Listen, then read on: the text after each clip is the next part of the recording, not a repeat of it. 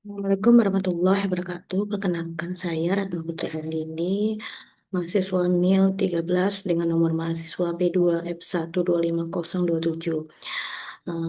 Pada kesempatan kali ini saya akan memaparkan tugas pengelolaan sumber daya alam dan lingkungan, yaitu membuat konsep node implementasi teknologi atau sistem inovatif untuk mendukung sustainable agriculture. Adapun tema yang saya ambil yaitu integrate farming system atau sistem pertanian terpadu. Pertama, saya akan memaparkan konsep dari pertanian berkelanjutan yang berbasis integrasi sumber daya. Nah, yang pertama yaitu kita pahami dulu dari definisi dari integrated farming system atau sistem pertanian terpadu, yaitu sistem pertanian yang mengintegrasikan beberapa sektor usaha pertanian dalam satu lahan yang terpadu, satu lahan secara terpadu. Jadi eh, suatu lahan diintegrasikan sehingga menuju sistem pertanian yang bebas limbah. Adapun manfaat dari pemanfaatan lahan ini secara terpadu melalui sistem pertanian terpadu, itu pertama meningkatkan efisiensi produk, produktivitas hasil pertaniannya dari sektor pertanian, kemudian dapat memanfaatkan limbah secara optimal untuk mengurangi pencemaran lingkungan akibat limbah, kemudian mengurangi ketergantungan dari bahan kimia pada sektor perikanannya. Yang selanjutnya pada sektor pengolahan limbah itu menciptakan sistem pertanian yang secara berkelanjutan. Jadi sistem pertanian terpadu ini mengintegrasikan beberapa sektor, sektor sektor pertanian tanaman itu sendiri, dan sektor perikanan, sektor peternakan, dan sektor pengolahan limbah. Nah, next.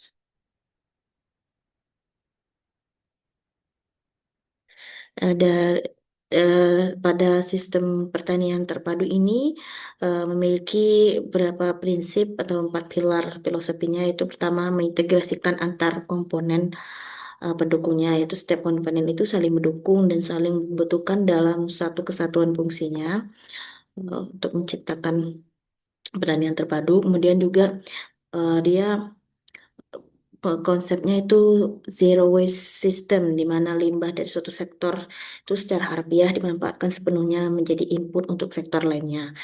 Kemudian juga ini juga mengefisiensi sumber daya, jadi pembuatan air, lahan, dan energi dan bahan organik dimaksimalkan untuk menekan kerugian. Kemudian mendukung keberlanjutan lingkungan, yaitu menjaga keseimbangan ekosistem pertanian untuk produktivitas jangka panjang secara kelanjutan. Selanjutnya, komponen pembentuk sistem ekosistem terpadu dan sistem pertanian terpadu, yaitu tadi ya ada sektor pertanian dan sektor tanamannya, itu contohnya padi, jagung, sayur, dan hortikultura. Kemudian sektor perikanan bisa terdiri dari ikan lele, nila, dan gurami. Kemudian dari sektor peternaknya bisa sapi, kambing, ayam, dan itik atau bebek. Kemudian dari pusat pengolahan limbahnya itu jadi nanti bisa menghasilkan produk berupa kompos, biogas, dan pupuk organik cair. Selanjutnya, eh, sistem pertanian terpadu atau integrated farming system ini itu tuh dia tuh seperti suatu siklus gitu, sirkular. Jadi mengubah limbah itu menjadi sumber daya. Seperti yang dapat dilihat pada gambar ini, contohnya pada kolam ikan, jadi air di limbah kolam ikan ini dialirkan untuk mengirigasi tanaman. Kemudian tanaman itu akan menghasilkan eh, produk menghasilkan limbah jerami dari tanaman tadi ya. Kemudian tanah dari limbah jerami tadi menjadi pakan. Pakan itu digunakan untuk peternakan, yaitu sapi mengkonsumsi jeraminya, itu kemudian lagi menghasilkan lagi limbah berupa kotoran. Kemudian itu disalurkan lagi ke sistem pengolahan menggunakan fasilitas pengolahan, menggunakan bio biodigester dan komposter untuk memproses limbah itu. Kemudian limbah itu tadi setelah diproses jadi bisa menghasilkan lagi suatu produk yaitu menjadi pupuk organik dan biogas. Nah, kemudian berputar lagi siklusnya seperti lingkaran itu. Nah, jadi output satu sektor itu adalah jadi menjadi input dari sektor lain.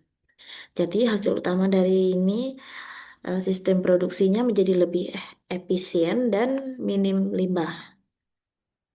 Kemudian model dari integrasi dari sistem pertanian terpadu ini di lapangan itu contohnya yang pertama itu sawah ikan atau mina padi. eh, Mekanismenya di mana kita membudidaya ikan itu di lahan sawah. Itu dapat meningkat nilai tambahnya itu meningkatkan menciptakan simbiosis mutualisme secara alami, mengurangi hama dan menyuburkan tanah. Nah, kemudian suatu model lain contohnya itu integrasi tanaman ternak itu antara jerami pakan. Nah, itu pakan jerami itu menghasilkan jerami, jeraminya untuk pakan dari sapi, kemudian sapi itu nanti menghasilkan kotoran, kotorannya diubah menjadi pupuk kandang yang bisa lagi digunakan untuk eh, perkembangan dari tanaman ini nanti. Nah, jadi mekanismenya pertukaran silang pakan dan pupuk. Dan nilai tambahnya jerami menjadi pakan sapi, kotor sapi kembalikan ke tanah sebagai bubuk kandang. Kemudian dari contohnya kebun peternakan. Nah, itu tadi limbah dari kebun itu digunakan untuk pakan dari peternakan seperti misalnya kambing. Nah, kemudian dari kambing itu nanti ada kotorannya lalu menghasilkan pupuk untuk menutrisi tanaman itu kembali. Ya, jadi mekanismenya siklus limbah perkebunan itu seperti di gambar ini. Itu nilai tambahnya limbah kebun menyuplai pakan ternak, kotoran ternak itu menjaga nutrisi pupuk tanaman di perkebunan tersebut. Selanjutnya, hierarki dari sistem pertanian terpadu itu terdiri lapisan teknologi penggerak efisiensi. Teknologinya itu pertama yang dapat digunakan itu sensor kelembaban tanah, sistem irigasi otomatis, IoT pertanian, kemudian menggunakan aplikasi monitoring, presisi dan kontrol data, dan eh, lapisan bawahnya itu instalasi biogas, panel surya untuk memompa air, mencipta, kemudian akan menciptakan kemandirian daya operasional. Kemudian yang terakhir teknologi organik itu komposter, biogester dan instalasi pupuk organik cair menjadi dasar daur ulang biologis. Selanjutnya dampaknya dari tim pertanian berkelanjutan ini atau integrated farming system ini dampak listiknya yang pertama yaitu pada dampak ekonominya yaitu diversifikasi usaha itu jadi kita tidak bergantung pada satu komoditas. Kemudian juga menekan biaya produksi melalui pakan dan pupuk mandiri. Kemudian memitigasi risiko kerugian. Jadi jika satu sektor gagal, masih ada sektor lain yang untuk menutupi. Kemudian juga dampaknya bagi lingkungan yaitu mereduksi signifikan dari eh, limbah yang dihasilkan itu dan mengurangi pencemaran akibat bahan kimia. Dan juga pemulihan kesuburan tanah dia melalui pupuk organik yang dapat digunakan secara berkelanjutan. Kemudian efisiensi maksimal dalam penggunaan air dan energi. Kemudian dampaknya bagi sosial yaitu peningkatan dan stabilisasi kesejahteraan ekonomi petani, kemudian menciptakan lapangan kerja lintas sektor baru dan peningkatan literasi teknologi adaptif dan ketahanan pangan lokal masyarakat tersebut. Jadi kesimpulan ketiga pilar ini berpadu menciptakan suatu agrikultural yang tangguh. Selanjutnya, adapun eh, jalan menuju pertanian terpadu itu tahapannya pertama tahap satu identifikasi potensi yaitu pemetaan kondisi tanah, sumber air, dan jenis komoditas lokal. Tahap kedua, perencanaan sistem. Jadi kita desain tata letak dan menentukan hubungan terbalik antar komponen. Kemudian tahap tiga, penyediaan infrastruktur.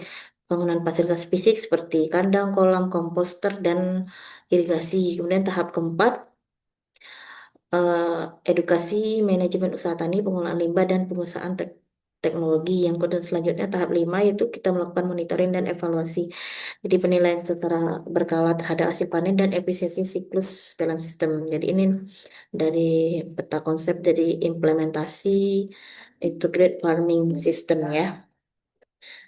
Selanjutnya adapun kendala dari penerapan sistem pertanian berkelanjutan ini yang pertama bisa jadi kendalanya yaitu kendala teknis, kurangnya pengetahuan teknologi dan keterbatasan fasilitas sumber daya alat fisik, kemudian kendala ekonomi, biaya investasi awal yang lebih besar dan keterbatasan modal petani, kemudian kendala sosial, skeptisisme dan terhadap inovasi dan kuatnya kebiasaan bertani konvensional.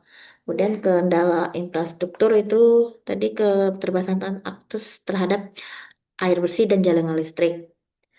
Kemudian dari segi taktis itu oh, ini dari solusinya. Jadi apabila kendala teknisnya kurangnya pengetahuan teknologi untuk keterbatasan fisik, solusinya itu dapat dilakukan pengembangan teknologi tepat guna dan pelatihan pendampingan secara rutin. Kemudian dari kendala ekonomi, biaya investasi awal besar dan keterbatasan modal petani itu solusinya dapat melakukan pendanaan kolaboratif, subsidi dan bantuan alat dan pemerintah. Kemudian kondisi sosialnya hambatan kondisi sosial, skeptisisme inovasi dan kuatnya kebiasaan petani konvensional, solusinya itu kolaborasi lintas sektor melibatkan pemerintah, akademisi, swasta dan kelompok tani. Kemudian dari kendala infrastruktur, dari keterbatasan akses terhadap air bersih dan jaringan listrik, solusinya integrasi antara panel surya dan pemambatan biogas sebagai energi operasional mandiri. Kemudian eh, jadi sistem pertanian terpadu ini tergantung itu bukan sekedar metode, melainkan pergeseran paradigma menuju kemandirian pangan yang absolut. Jadi dapat meningkatkan produktivitas melalui usaha tani yang stabil dan diversifikasi komoditas. Kemudian dapat menurunkan biaya operasional melalui efisiensi sumber daya dan pemanfaatan limbah optimal. Dan menciptakan ekosistem yang lestari melalui pengurangan penggunaan bahan kimia dan sistem siklus keberlanjutan yang murni. Nah, baiklah, sekian dari pemaparan yang dapat saya sampaikan. Apabila terdapat kesalahan dan kekurangan, saya mohon maaf. Saya iri dengan wabillahi taufiq wal hidayah. Wassalamualaikum warahmatullahi wabarakatuh. Terima kasih.